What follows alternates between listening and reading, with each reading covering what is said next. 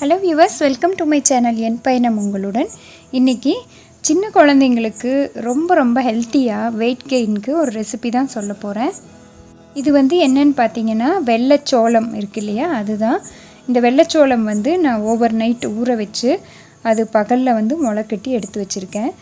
நீங்கள் தேவைப்பட்டால் ஒரு நாள் பூரா ஊற வச்சு நைட்டு முளைக்கட்டிட்டு 11 o'clock அளவுக்கு இந்த முளைக்கட்டின வெள்ளைச்சோளத்தை எடுத்து நல்லா மிக்சியில் அரைச்சி எடுத்து கொடுக்கலாம். பாருங்கள், நல்ல முளை வந்திருக்கு. ஒரு 24 hours நம்மளுக்கு முளை விட்டால் நல்லா பெருசாக வரும்.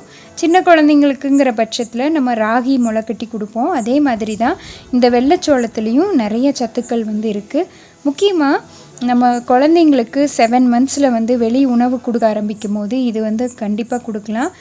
குழந்தைங்களுக்கு மட்டும் இல்லாமல் வளர்கிற குழந்தைங்களுக்கு கூட, சின்ன பேபிஸ்லேருந்து நல்லா வளர்ந்துட்டுருக்க குழந்தைங்க வரைக்கும் இது ரொம்ப ஹெல்த்தியான ஒரு ஆப்ஷன் தான்.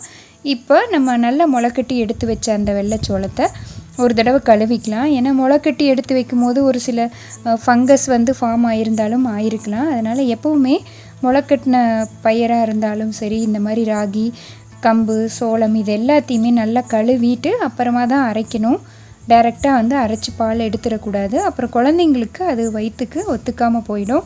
ஸோ நல்லா அரைச்சி எடுத்தாச்சு. இப்போ 2-3 தடவை தண்ணி ஊற்றி இந்த பாலை கெட்டியாக வடித்து எடுத்துக்கலாம். நான் என்கிட்ட இருக்க இந்த ஒரு ஸ்ட்ரெயினர் வச்சு நல்லா வடித்து எடுத்துக்கிறேன். ஸோ இது நல்லா வடித்து 2-3 தடவை அரைச்சி கெட்டியாக அந்த பாலை நம்ம எடுத்து டைரெக்டாக காய்ச்சிக்கலாம்.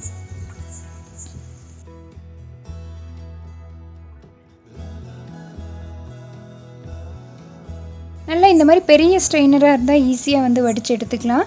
ஃபைனலாக இந்த மாதிரி சக்கை போட்டு எடுத்து அரைச்சி எடுத்துக்கலாம். குழந்தைங்களுக்கு ஒரு நேரத்துக்கு அளவாக நீங்கள் பண்ணணுன்னா ஒரு 2 ஸ்பூன் அளவுக்கு சோளம் மட்டும் நீங்கள் ஊற வச்சா போதும். 2-3 பேர் சேர்ந்து நம்ம இதை அப்படியே ஒரு நேரம் ஃபுட்டாக கூட எடுத்துக்கலாம். ஸோ நல்லா இந்த மாதிரி சக்கை மட்டும் இருக்க வரைக்கும் அரைச்சி எடுத்துகிட்டு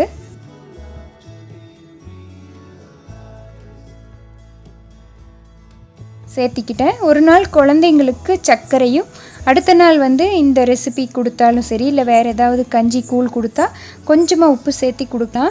ஸோ சர்க்கரை உப்பு எதுவாக இருந்தாலும் அதை அளவாக யூஸ் பண்ணணும். நல்லா இந்த மாதிரி கலந்து விட்டுட்டே இருக்கணும், இல்லைன்னா அது அடி பிடிச்சிடும். நல்லா கலந்து ஓரளவுக்கு கஞ்சி பதத்தில் வந்துருச்சு பாருங்கள். பெரிய குழந்தைங்களாக இருந்தால் இந்த மாதிரி கஞ்சி பதத்தில் குடிச்சிக்கலாம். சின்ன குழந்தைங்களுக்கு நம்ம ஸ்பூனில் எடுத்து கெட்டியாக கொடுக்கும் போது தான் அவங்களுக்கு வயிற்றுக்கு பற்றும். ஸோ நல்லா இந்த மாதிரி ஓரளவுக்கு பெரிய குழந்தைகளுக்கு குடிக்கிற பதத்தில் எடுத்துக்கலாம்.